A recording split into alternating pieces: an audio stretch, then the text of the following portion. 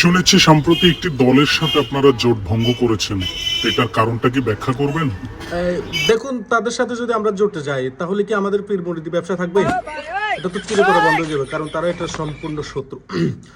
বলতে চাচ্ছিলাম, আমরা তাদের সাথে জোটে যেতে চাই না, কারণ আমরা তাদেরকে যে শর্ত দিয়েছি তারা আমাদের কোনো শর্ততে রাজি না। এই জন্য আমরা জোটে তাদের সাথে যাচ্ছি না।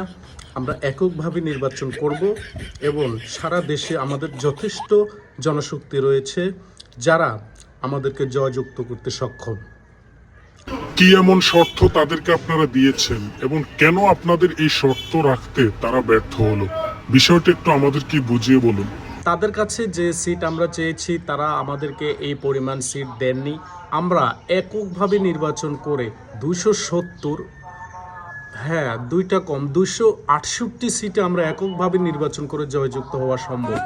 তাদেরকে আমরা শর্ত দিয়েছিলাম তারা যেন আমাদেরকে অধিক পরিমাণে সিট দেয়, এমনকি প্রধানমন্ত্রী পদটাও যেন আমাদেরকে দেয়, কারণ পুরো দেশে আমাদেরই জনসমর্থন সবচেয়ে বেশি বলে আমি মনে করি। দেশে আপনাদের জনসমর্থন কেমন? হ্যাঁ দেখুন, সারা বাংলাদেশে আমাদের জনসমর্থন রয়েছে।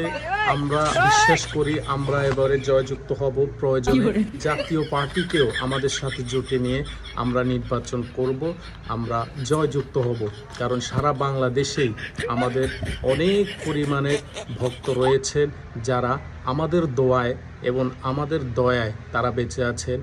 আমাদের পীর সাহেব অনেক দোয়া করেন তাদের জন্য। বাংলাদেশে এই দোয়ার বরকতে আমরা প্রধানমন্ত্রী হয়ে যাওয়া কোনো ইম্পসিবল কিছু নয়।